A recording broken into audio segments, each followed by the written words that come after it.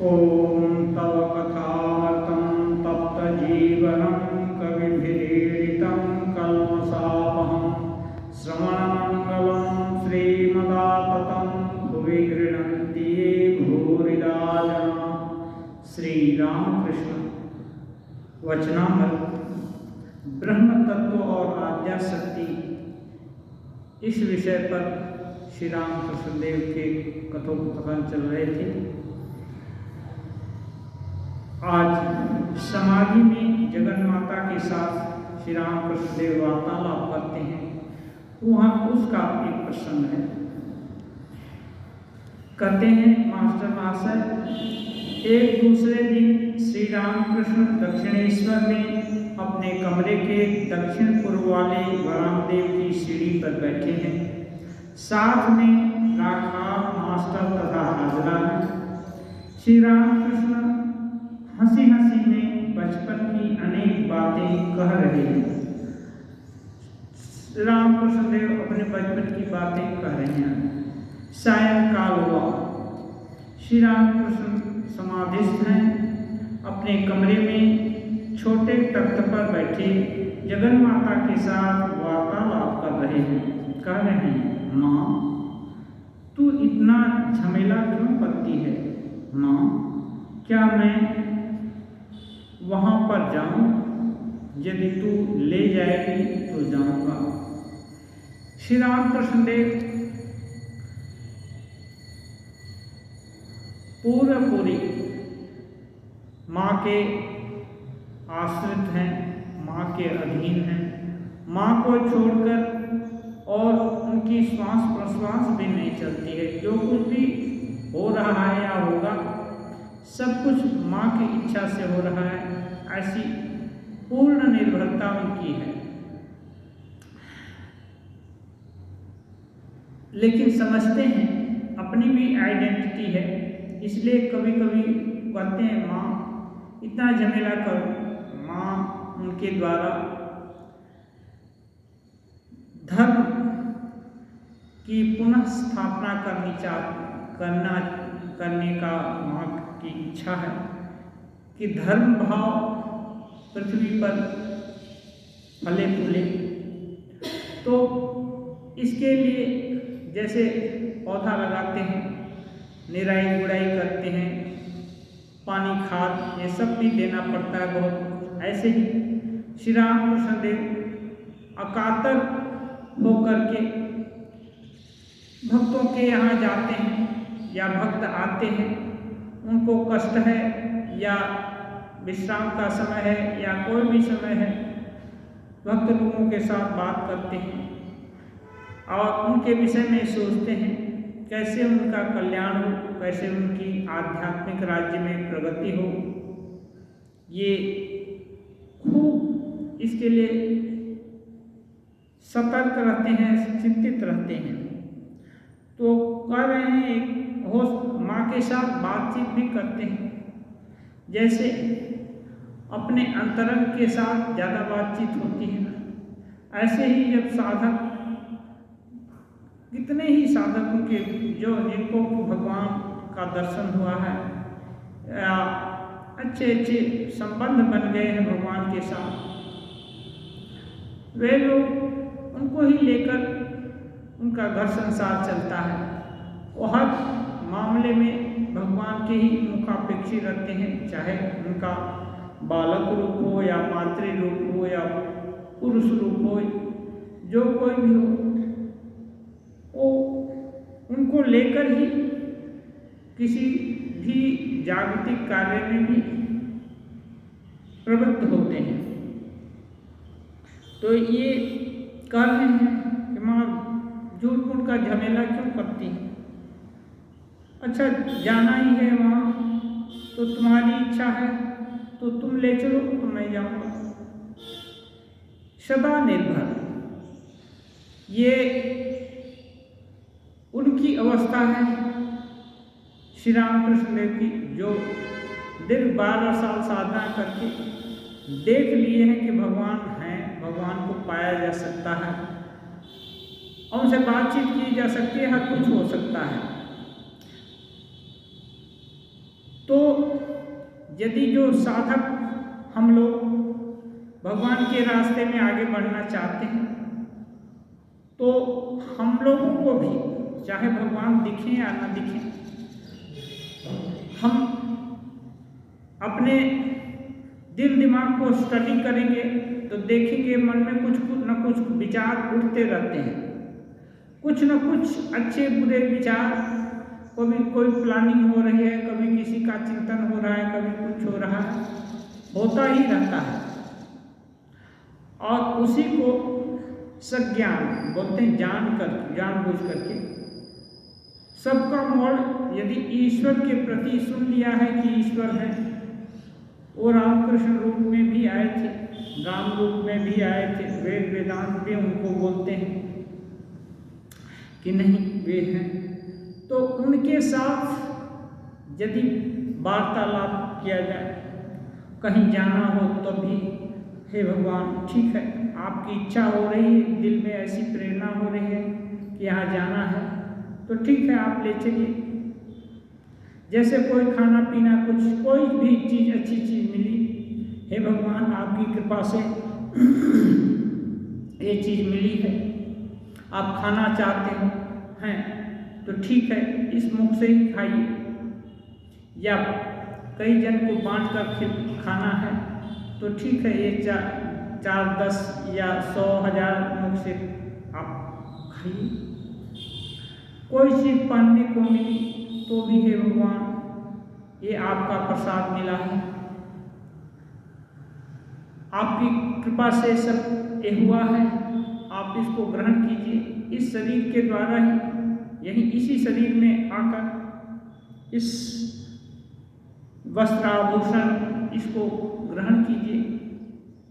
तो क्या है, हर समय हर जो भी बर्ताव होता है अपना, उसमें आदत बनाई जा सकती है। एक है अनुलोम, एक विलोम। हाँ, अनुलोम है ये जान है कि डिसिप्लिन हम लोग ये करना है, हम लोग को अनुलोम रास्ते से जाना है। अभी महापुरुष लोग इस अवस्था में रहे तो माँ से ठाकुर बात कर रहे हैं, तो हम लोग क्या कर सकते हैं? हाँ, हम लोग भी कर सकते हैं। हमारे मन में जो भी चंचलता है, मन ही मन उस चंचलता को माँ के साथ, ठाकुर के साथ टैग कर दे सकते हैं, युक्त कर दे सकते हैं। ठाकुर ये इच्छा हो रही है यहाँ जाने की, ये इच्छा हो रही है यहाँ खाने की, ये तो ठीक है, संभव है सब कुछ, तो चलिए घुमाते हैं। खाना चाहते हैं तो चलिए खा लीजिए, इसी मुख से खा लीजिए, या बहुतों को खिलाना है उनके बाद सबको बांट करके खा लीजिए। कहने का मतलब ये व्यवहार जो सिद्ध महापुरुष लोग करते हैं वो दूसरे लोग लेकिन प्रकट रूप में करेंगे तो इसको दिखावा स्वांग कहेंगे, उसकी अन्य लोग खिल्ली उड़ाएंगे। इसलिए मन की बात सबको बताने की जरूरत नहीं है और हर समय भी बताने का जरूरत नहीं। बहुत कठिन समस्या आई तो जो भी गुरुजन लोग हैं, ऐसे लोग जो और किसी को नहीं बताएंगे, करुणा है उनके अंदर, ऐसा भाव है कि नहीं, जो भी साधक है या जो भी जिज्ञासु है उसका कल्याण हो, ऐसी भावना यदि उनके दिल में है तो ऐसे उच्च स्तर के साधक को बताया जा सकता है या उनसे प्रश्न किया जा सकता है। ज़्यादातर छोटी मोटी समस्या का समाधान तो है भगवान, ऐसी बात आग पड़ी, ऐसी समस्या आ गई, ऐसा कर के चिंतन करने से भी, बार बार चिंतन करने से समस्या का समाधान भीतर से ही आता है ज़्यादातर। तो ये उपाय, इसी उपाय को ये कर रहे हैं, माँ से बातचीत कर रहे हैं, ये प्रत्यक्ष रूप से इनको, जैसे हम लोग हम आप एक दूसरे को देखते हैं, ऐसे माँ के साथ श्री रामकृष्ण देव का सभी बर्ताव होता है, वार्तालाप भी होता है,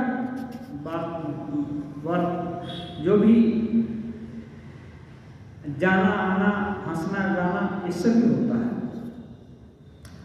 श्री रामकृष्ण का किसी भक्त के घर पर जाना तय हुआ था।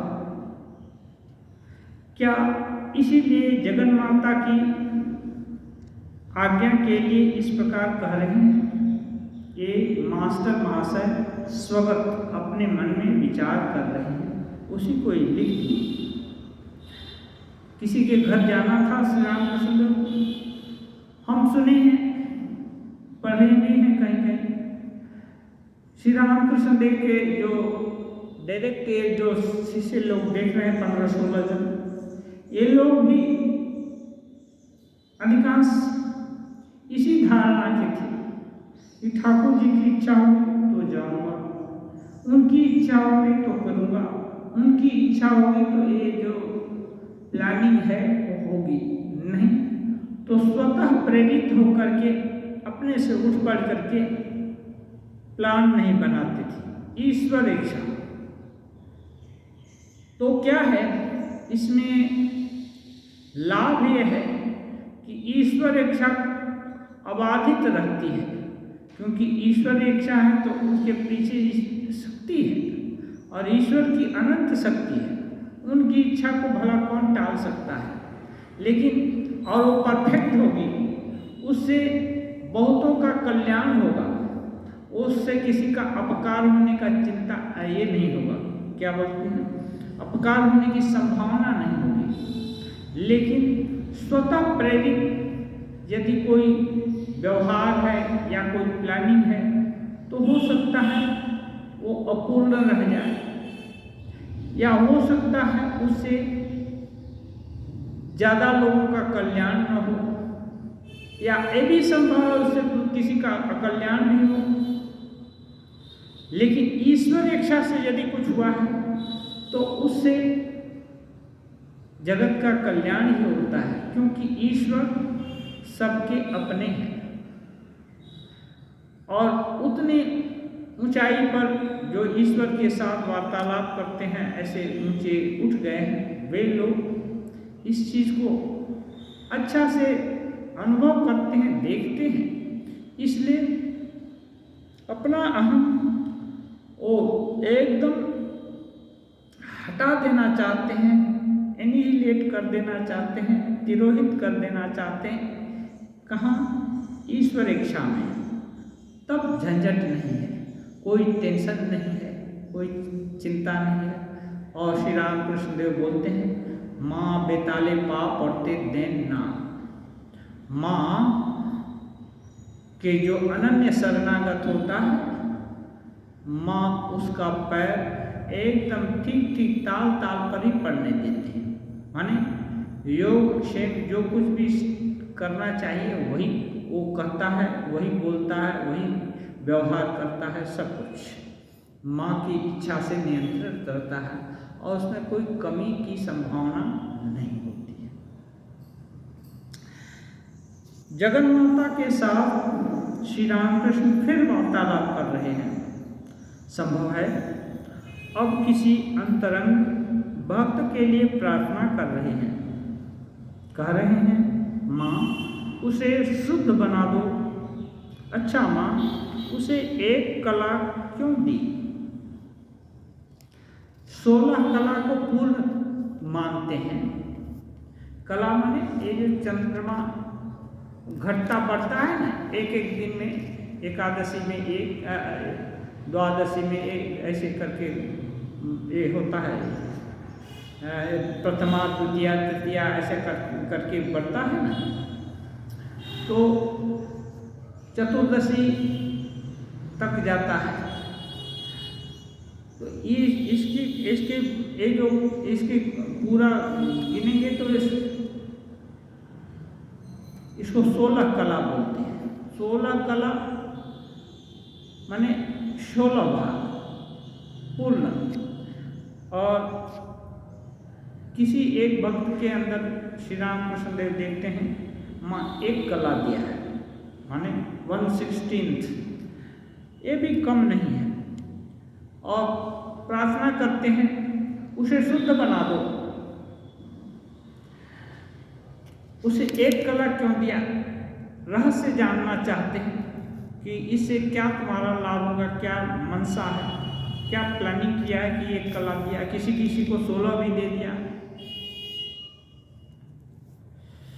श्री रामकृष्ण कुछ देर चुप हैं, फिर कह रहे हैं, ओह समझा, इसी से तेरा काम होगा। श्री रामकृष्ण समझ गए। हो सकता है भीतर में कोई प्रेरणा हुई होगी माँ की इच्छा से। वो बोल रहे हैं, हाँ समझ गया, इसी से तेरा काम हो जाएगा, ज़्यादा देने का क्या जरूरत।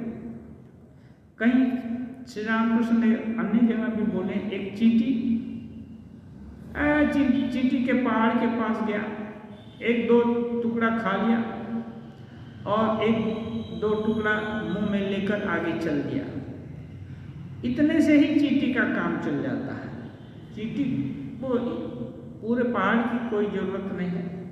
ऐसे ही जो ईश्वर जिससे जो कुछ भी काम कराना चाहते हैं उसको उतनी शक्ति दे देते हैं, उससे ही उनका उस समय का काम पूरा हो जाता है। और काम पूरा हो जाने के बाद वे चाहें तो उसकी शक्ति और बढ़ा देंगे, वो चाहे तो उसकी शक्ति घटा भी देंगे। यं कामये तं उग्रं कृणोमि तं ऋषिं तं ब्रह्माणं तं सुमेधाम, जिसको जो चाहती हूँ बना देती हूँ। फिर कह रहे हैं, अच्छा 16 कलाओं में से एक कला भक्ति द्वारा तेरा काम अर्थात लोक शिक्षा होगी। क्या श्री रामकृष्ण यही कह रहे हैं? एक कला द्वारा लोक शिक्षा हो जाएगी, जिस भक्त के उतना काफी है उसके लिए। तो इसी से लोक शिक्षा में श्री रामकृष्ण देव अकेले पूरा धर्म का प्रचार सारा विश्व में नहीं कर सकते। आए एक्सपेरिमेंट किए, संशय राक्षस का विनाश किए कि नहीं भगवान है, भगवान को देखा जा सकता है, साधना द्वारा साक्षात्कार किया जा सकता है, प्रत्यक्ष आमने सामने देखा जा सकता है। ये संशय, बड़ा संशय उपस्थित हो गया था उनके समय। इसका वो विनाश पूर्णतः कर दिए। अब लोगों में धारणा हो गई उनको देख कर कि नहीं किया जा सकता है, देखा जा सकता है, हो सकता है। और लेकिन इसका प्रचार केवल दक्षिणेश्वर कोलकाता तक करने से नहीं होगा, पूरा विश्व में। तो पूरा विश्व में अकेले नहीं कर सकते, इसलिए एक पढ़ा लिखा विद्वान हृष्टपुष्ट नवयुग विवेकानंद जी के रूप में चुने। वो भी अरे साधारण नहीं, सप्तर्षि मंडल से एक दिन को पकड़ लाए, चलो जाना होगा, किस लिए, बाकी काम तुम्हारे को संभालना है। और वही नहीं, उनसे ही नहीं, वो तो हाथ डांट देकर सारा जगत में प्रचार कर दिए। लेकिन यदि उनके द्वारा ही संभव है, ऐसे बड़े बड़े शक्तिधर पुरुष के द्वारा ही सब कुछ संभव है, तो लोगों में धारणा हो जाएगी कि वो तो बहुत जो बड़े बड़े थे उनके अंदर है और बाकी को तो संभव नहीं है। हाँ, तो बोलेंगे ये तो उन लोगों के लिए, हमारे लिए नहीं है, हम तो साधारण आदमी हैं। तो उनके भीतर आशा का संचार नहीं होगा, साधना करने की प्रेरणा नहीं होगी। इसलिए बाकी जितने और 15 शिष्य, सन्यासी शिष्य, और फिर सन्यासी ही नहीं, गृहस्थ शिष्य, मास्टर महाशय भी को भी वैराग्य हुआ था। ये लोग सन्यास ग्रहण करना चाहते थे, ठाकुर को पूछे भी, लेकिन ठाकुर बोले नहीं, तुम लोग के लिए अंतर सन्यास काफी है। तुम संसार में रहकर निर्लिप्त रह करके रहेगा, तो इससे लोक शिक्षा होगी, लोगों को आशा मिलेगी कि नहीं, संसार में रहकर भी भगवत साधना की जा सकती है। इसलिए यहीं रहो। नाग महाशय, साधु नाग महाशय, स्वामी विवेकानंद जी एक तरफ ब्रह्म ज्ञानी, इतना विशाल इच्छा शक्ति, ऐसे दूसरे तरफ नाग महाशय इतनी कैपेसिटी, इतने विनम्र कि उनको महामाया दोनों को बांधने में, विवेकानंद जी इतने बड़े हो जाते कि महामाया अपनी डोरी से नहीं बांध पाती, और नाग महाशय इतने छोटे हो जाते कि उनको ना महामाया नहीं बांध सकती। घर में रहकर परम त्यागी साधु नाग महाशय। अब इन लोगों को ही देखेंगे, ये लोग का चरित्र बहुत अच्छा था, दुष्चरित्र लोगों को भी पकड़ लिए। गिरीश बाबू, कौन सा अपराध है, ये सब जागतिक अपराध जो कि नहीं किए थे। अभी हम लोग भी जानते नहीं, सुने नहीं कितने तरह का अपराध होता है, लेकिन वो खुद उनके मुंह से वर्णित कि वे जिस जमीन पर बैठते थे 7 हाथ तक की जमीन अशुद्ध हो जाती, 7 हाथ नीचे तक की जमीन अशुद्ध हो जाती थी। श्री रामकृष्ण देव के प्रभाव से वे शुद्ध बुद्ध मुक्त साधु ब्रह्मचारी के साथ बैठने का अधिकार पा गए। उनकी योग्यता इतनी बढ़ गई।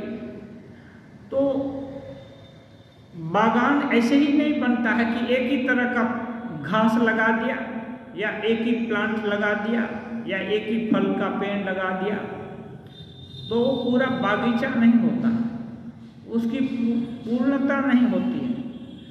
सभी तरह का फूल, पत्ती, फल आदि बहुत तरह की वैरायटी है। तो समय समय पर हर समय में कोई न कोई फूल खिल रहा है, कोई न कोई फल फला हुआ है। ऐसे ही भगवान जितने ही विभिन्न रुचि, सामर्थ्य, योग्यता, कितना भेद है मनुष्य में, अनंत भेद है। इसलिए सबका कल्याण करना है तो विभिन्न योग्यता वाले सभी तरह के लोग जहाँ स्थान पा सकते हैं या जिस पद्धति का अवलंबन करके आगे बढ़ सकते हैं, वो पद्धति सबके लिए स्वीकार्य होगी, सबके लिए उन्नति की साधन होगी। इसलिए वो बहुत तरह के सन्यासी भी लाए। उनके जितने भी 16 सन्यासी सब एक जैसे नहीं, सबके अंदर विभिन्न तरह की विविधता है।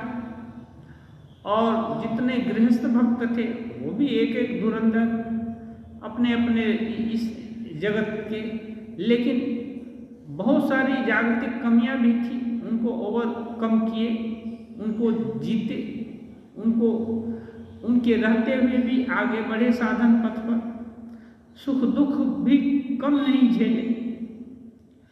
तो ये सब देख करके जो अच्छा से गहन अध्ययन करेगा इस मूवमेंट का, उसको मालूम हो जाएगा कि नहीं, ये ऐसा युग धर्म प्रतिष्ठित हुआ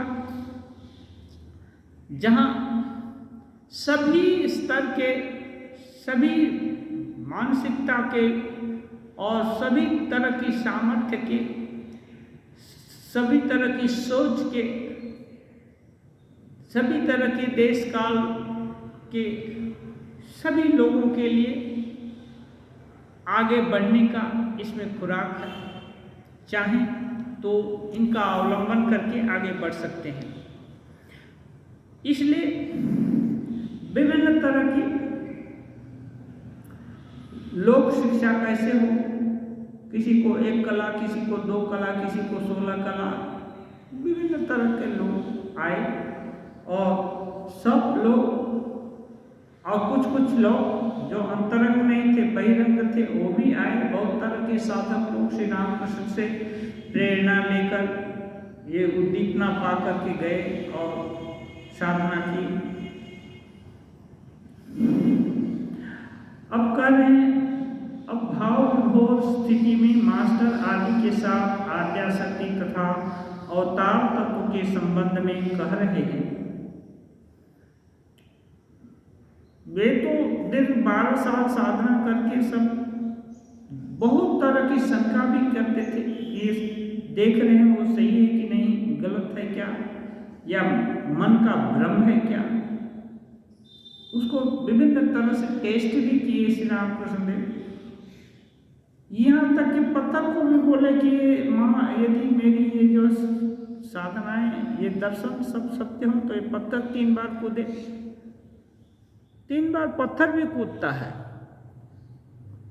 ऐसी विलक्षण शक्ति है श्री रामकृष्ण देव की। तो ये क्या है, भगवान जो अनन्य शरणागत होता है उसके हर उत्तरदायित्व को वहन करते हैं। तो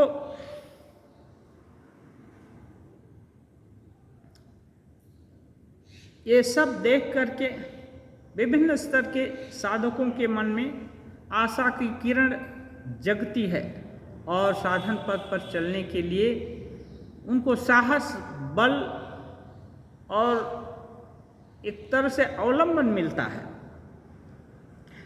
कह रहे हैं जो ब्रह्म है वही शक्ति है, मैं उन्हीं को माँ कहकर पुकारता हूँ।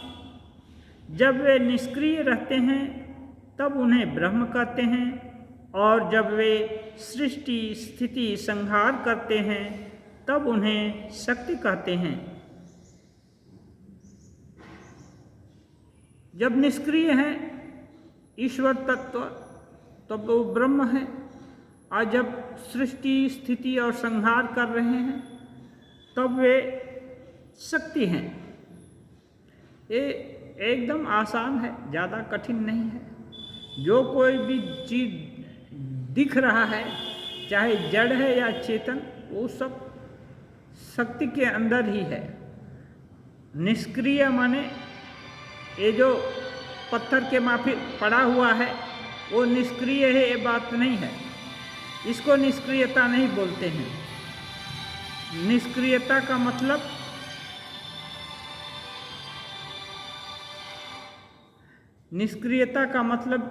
ये नहीं है कि ये जैसे पत्थर पड़ा हुआ है ये निष्क्रिय है।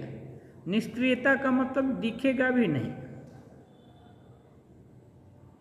उसका अस्तित्व है लेकिन उसका कोई भान नहीं होगा। उस समाधि में ही ब्रह्म ज्ञान होने पर ही उसका भान होगा। तो लेकिन बाकी जो कुछ भी दिख रहा है, हो रहा है या होगा, सोच के अंदर है, वो सब शक्ति का खेला है। कह रहे हैं जिस प्रकार स्थिर जल बीच बीच में हिलता डुलता जान पड़ता है, भक्ति की वैसे ही ये जो भक्ति की लीला से ही अवतार होते हैं। जल जैसे पानी में हिलता डुलता रहता है, वैसे ही जो ये शक्ति है ना, इनका लीला जब होगा तब उस अवतार के रूप में दिखते हैं। अवतार प्रेम भक्ति सिखाने के लिए आते हैं। अवतार मानो गाय का स्तन है। गाय का हर अंग पवित्र है, लेकिन मनुष्यों के लिए स्तन से उसके जरूरी दुग्ध श्रवण होता है, इसलिए स्तन बहुत इम्पॉर्टेंट है। तो बोलते हैं अवतार, वैसे सभी के अंदर वही ब्रह्म है, लेकिन अवतार मानो वहाँ से जो रस निकलेगा वो सबके वो जो अमृत निकलेगा वो सभी लोग पान करके अमर हो सकते हैं। दूध स्तन से ही निकलता है, दूध है ना, स्तन से निकलेगा। इसीलिए जो निर्विवाद ज्ञान जो है, जो ज्ञान सबके लिए उपकारी है, कार्यकारी है, वो अवतार पुरुष लोगों के पास से ही आता है, इनका आधिकारिक पुरुष है।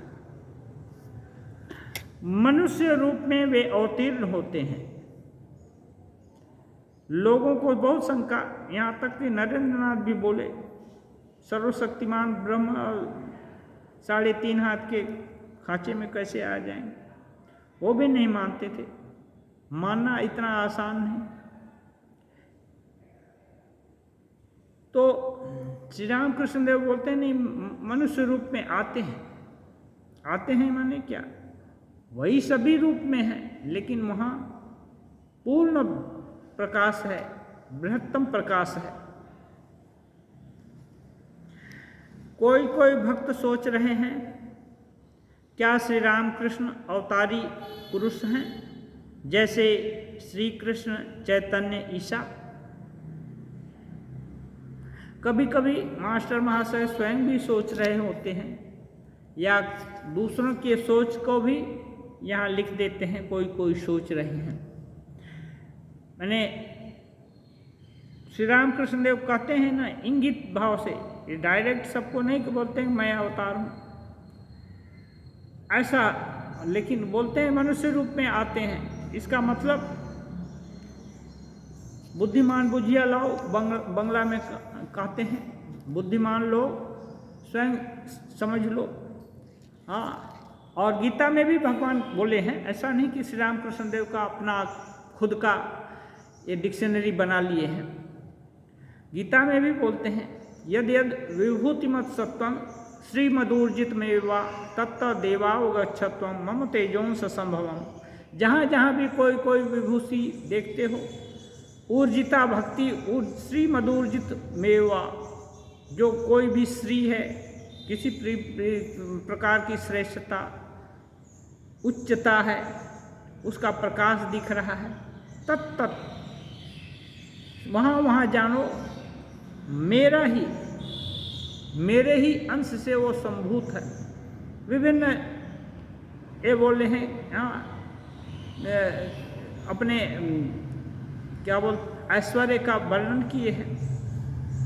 विभूति का वर्णन करने के बाद भगवान ये बोले हैं कि जहाँ जहाँ भी देखो ऊर्जित शक्ति भक्ति या जो कोई भी विशेषता है, वहाँ जानो वहाँ मैं हूँ। तो ये भगवान के ही श्रेष्ठ अवतार जो श्री कृष्ण हुए, सभी कर्मों का कर्म ज्ञान भक्ति योग सबका समन्वय किए हैं, सभी रास्ते को दिखलाए हैं गीता के छोटी किताब में। वहाँ ये सब है, और वही चीज श्री राम कृष्ण देव के जीवन में ये अनुष्ठान करके अनुभव करके बोलते हैं। तो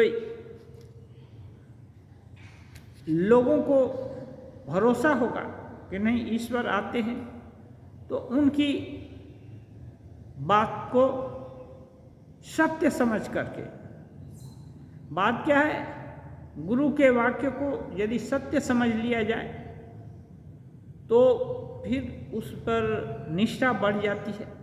अब निष्ठा बढ़ जाती है तो एकाग्रता बढ़ जाएगी, एकाग्रता बढ़ जाएगी तो वहाँ शक्ति का उन्मेष होगा, प्रकाश होगा। जब विश्वास ही नहीं होगा तो बिना पेदी का लोटा कहीं स्थिर नहीं रहेगा, इधर उधर डुलमुल रहेगा, कहीं किधर भी लुढ़क जाएगा। हाँ, जैसे आज यहाँ कुआं खोदे,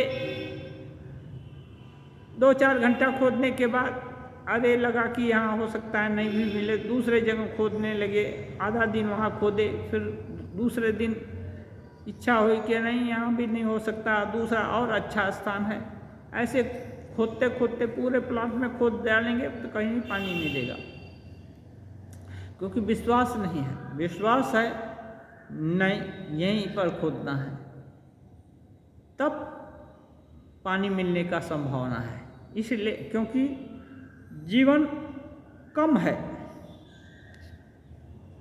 स्वल्पश्च आयु बहवश्च विघ्ना,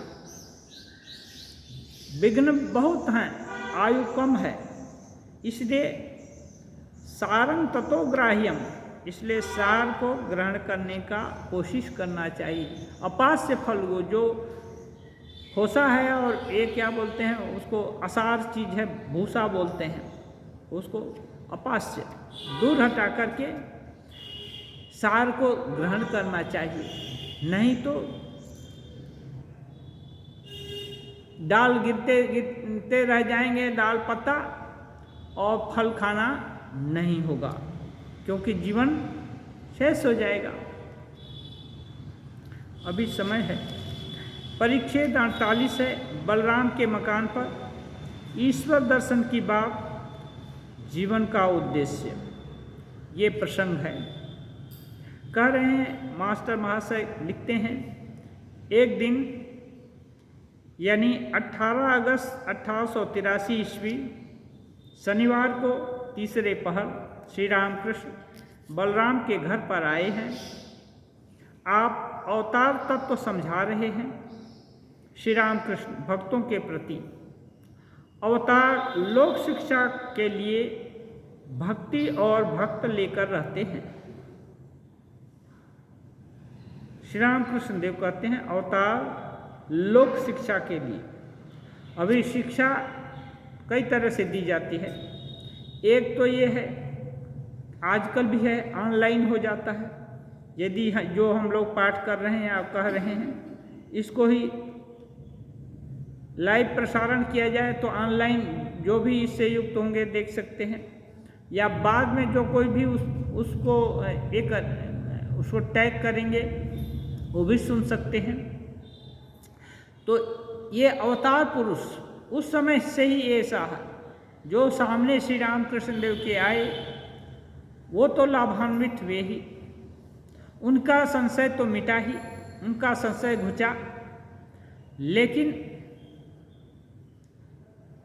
उस कथोपकथन को या उस भावधारा को का प्रचार जो सुने, उन लोगों के माध्यम से बाकी के जनरेशन को, बाकी की पीढ़ी को, जैसे हम लोगों को सुनने, पढ़ने, समझने को मिला। तो ऐसे करके ये लोक शिक्षा हस्तांतरित होती जाती है। कह रहे हैं मानो छत पर चढ़कर सीढ़ी से आते जाते रहना। भक्त और ये जो अवतार लोग हैं ना, भक्ति और भक्त को लेकर रहेंगे। माने भक्ति क्या है? ईश्वर की भक्ति, जिनका कि प्रचार करना। कहाँ प्रचार करना है? जो सुनेगा उसी को सुनाएंगे ना, जो नहीं सुनेगा उसको कैसे सुनाएंगे? इसलिए जो भक्त सुनना चाहते हैं, जो जिज्ञासु हैं, उनको सुनाएंगे।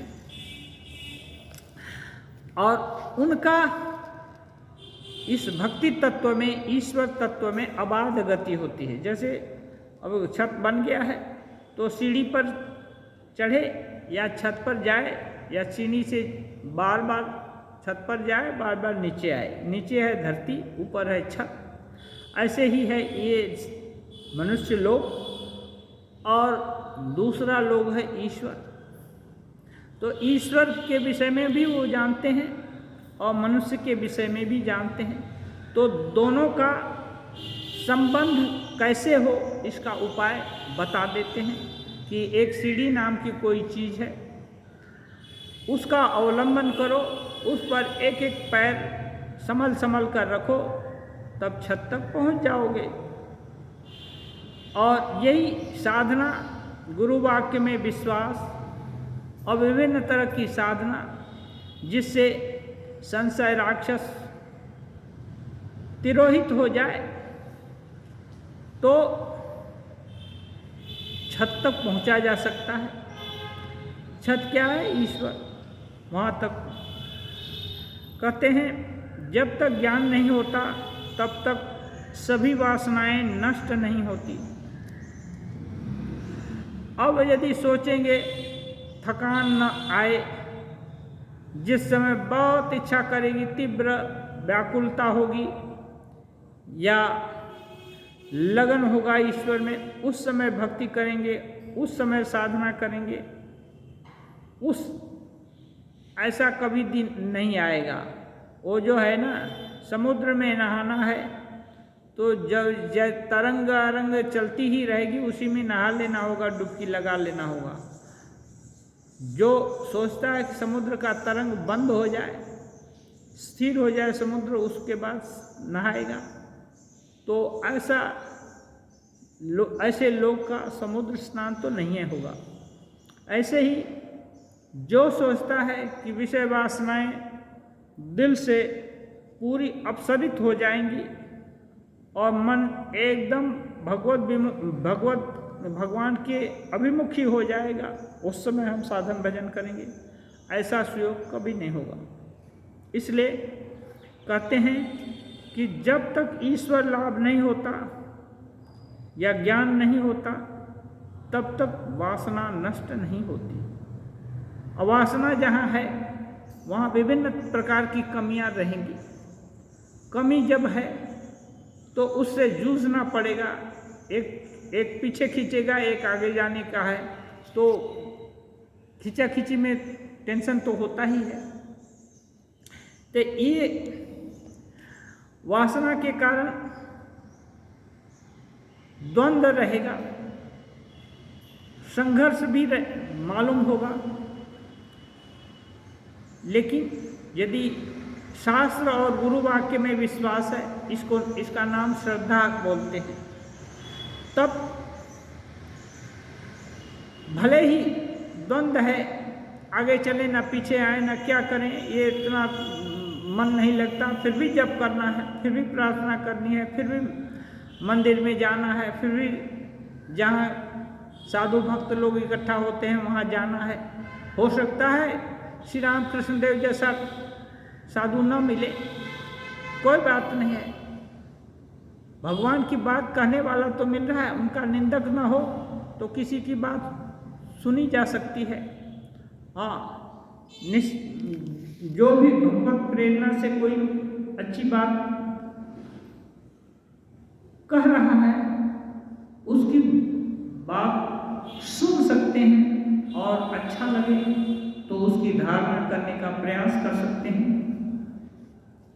तो करें वासना, सब वासनाएं मिट जाने पर ही छत पर पहुंचा जा सकता है।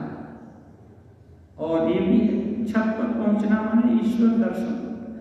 सब वासना खत्म हो जाए, तो जब सोचेंगे सब वासना खत्म हो जाएगा तब जाएंगे, तो नहीं होगा।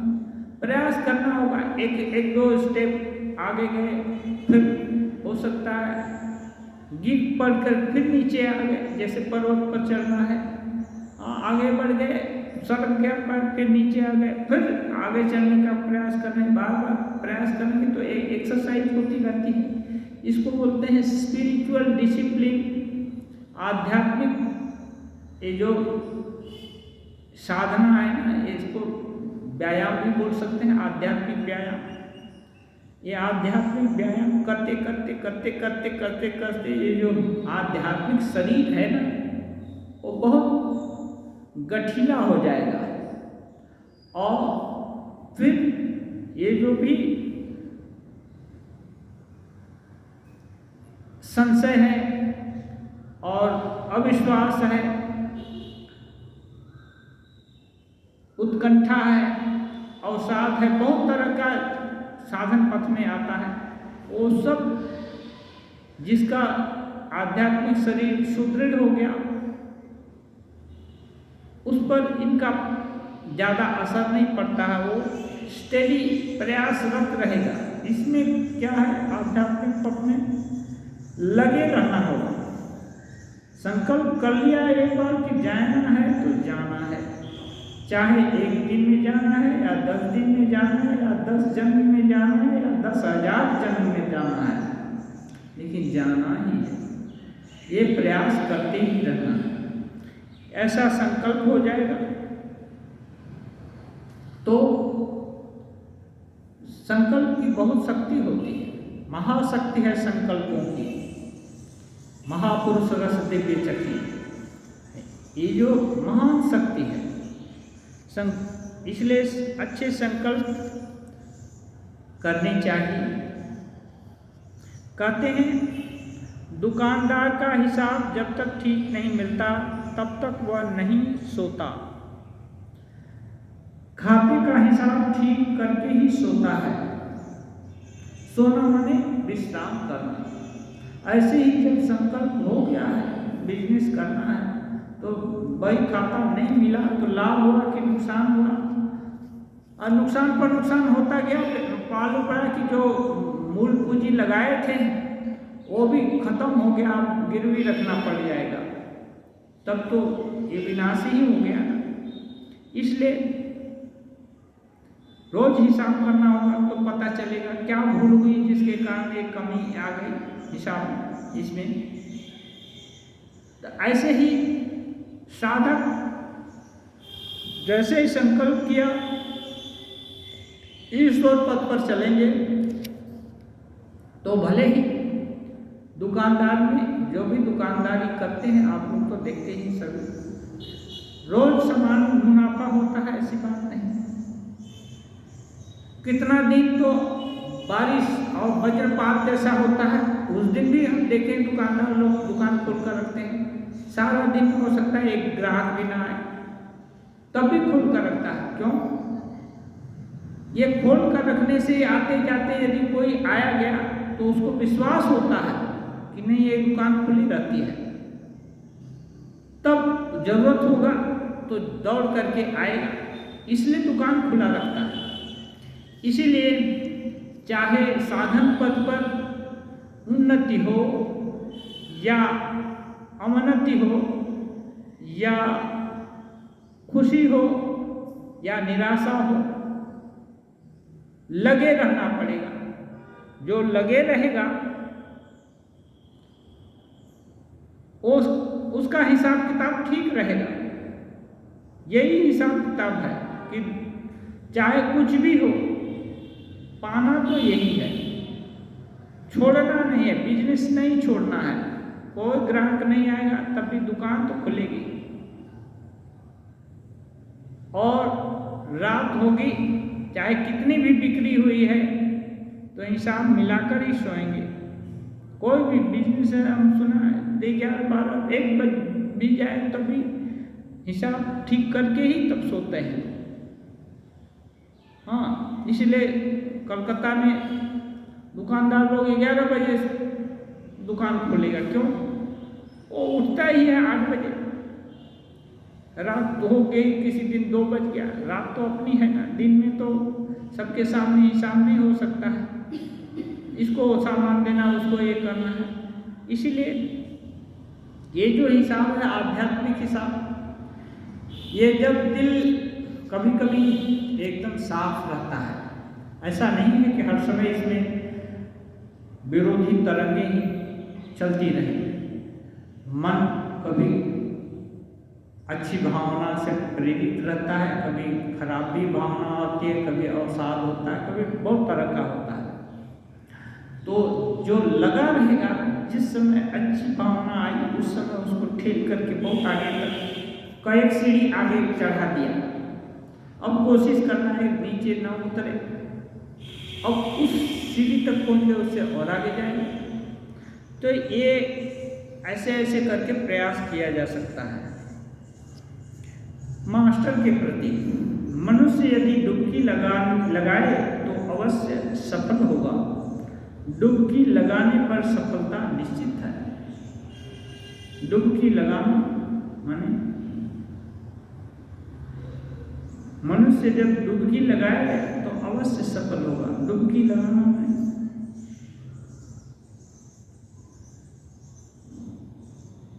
तैरने का, तैरना भी एक है ना, ये क्या बोलते हैं, कला है, क्षमता है, उसको उस क्षमता को भी छोड़ दिया, डूब जाना चाहता है और कुछ छोड़ करके, हाँ,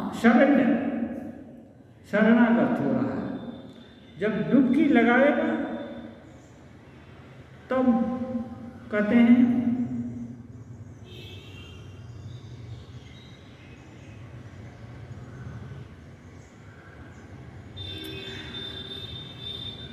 सफल होता है।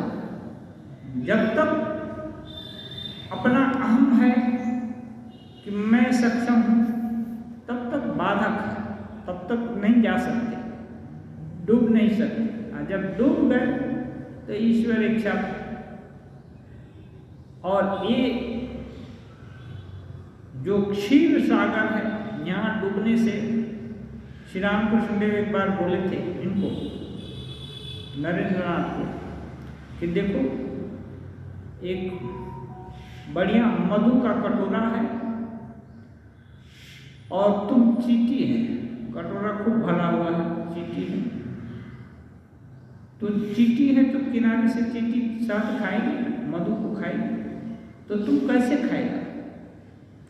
तो बोले ऊपर से धीरे धीरे करके जाऊंगा और जो पात्र है उसकी दीवार पर बैठ जाऊंगा और मुंह को लटका करके साथ पीऊंगा। तो श्री राम बोल रहे, अरे ऐसा नहीं है, ये जो एक क्षीर समुद्र है, यहाँ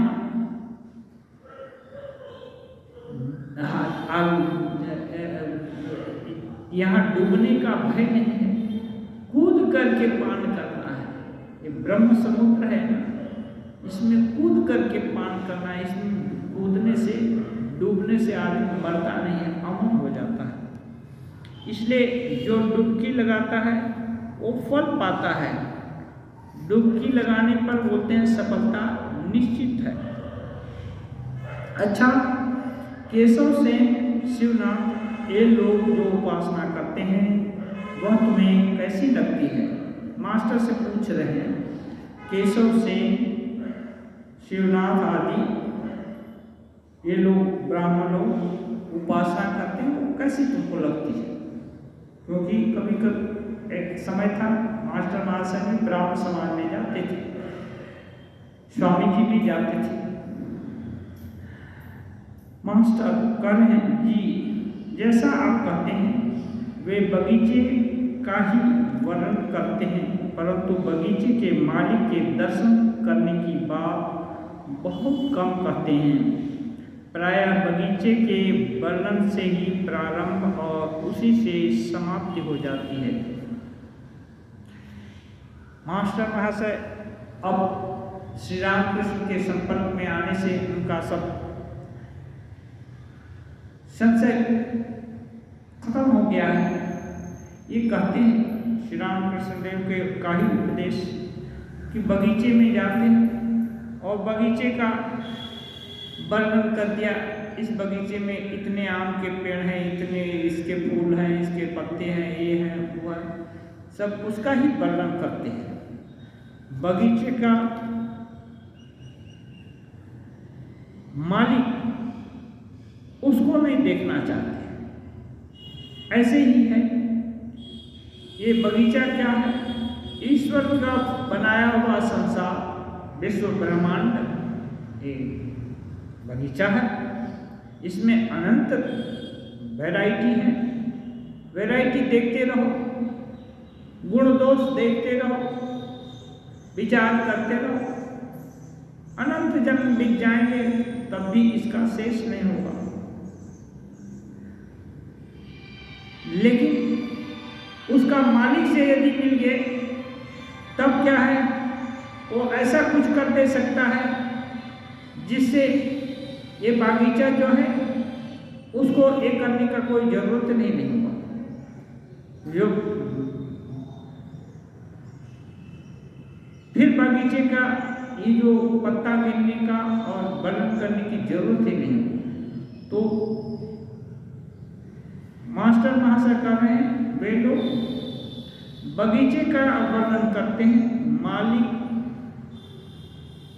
के विषय में थोड़ा थोड़ा कभी टच कर देते हैं, प्रार्थना कर ली, लेकिन मालिक के विषय में नहीं सोचते हैं। इसका मतलब वो अभी बहिरंगी है, बाहर अभी मैंने उसको क्या कहेंगे, प्रारंभ कर रहे हैं, वो आगे नहीं बढ़े। कितने तरह का है, ऐसे भी करके बगीचे तक गए तो मालिक के यहाँ तक भी पहुँच सकते हैं, लेकिन पहुँचना नहीं चाहेंगे, उसी से संतुष्ट हो जाएंगे तो मालिक तक नहीं पहुँच सकते हैं। इसलिए हे भगवान, तुमने इतना बगीचा बनाया वो तो ठीक है, लेकिन अब तुम्हारा बगीचा तुम्हारे पास रखो। अब ऐसा ये जो सार्जेंट साहब वो ये जो लैंटर्न लेकर सबको देख रहे हैं और उनका मुंह कोई देखना चाहता है तो उनको विनती करनी पड़ती है कि थोड़ा आपके मुंह की तरफ ये जो आपका लैंटर्न करिए, जिससे आप कैसे हैं आप देखें। तो आप इतना सब कुछ तो किए, ठीक है, लेकिन करने वाले आप कैसे हो, क्या हो, थोड़ा आप तो दिखाओ अपने को। तो ये कम लोग ही पूछते हैं। श्री राम कृष्ण, ठीक, बगीचे के मालिक की खोज करना और उनसे बातचीत करना, यही असल काम है। असल काम ये है, बगीचे का मालिक कौन है, क्या विलक्षण है जो इतना बगीचा बना दिया, कितनी सामर्थ्य है जो इतना कर दिया। और ये जागतिक बगीचा तो ये क्या है, आज एक दिन मालिक है, कल मालिकाना शिफ्ट भी हो जाता है, दूसरा हो जाता है, लेकिन जगत का मालिक है वो मालिकाना शिफ्ट नहीं होता है, वो सदा एक जैसा रहता है। इसलिए उस मालिक को जान गए तो बहुत बड़ी व्युत्पत्ति हो गई। और यही असल काम है, ईश्वर का दर्शन जीवन का उद्देश्य है। अवसार करते हैं, ईश्वर का दर्शन जीवन का उद्देश्य है। जो बगीचे का मालिक है वही ईश्वर है, क्योंकि उसी की सृष्टि है निखिल ब्रह्मांड, और वही जीवन का उद्देश्य है। अब समय पूरा हुआ। ओम निरंजनम नित्यम अनंतरूपम भक्तात्मकं पादत विग्रहं वै ईशावतारं परमेशमीड्यं तं रामकृष्णं शिरसा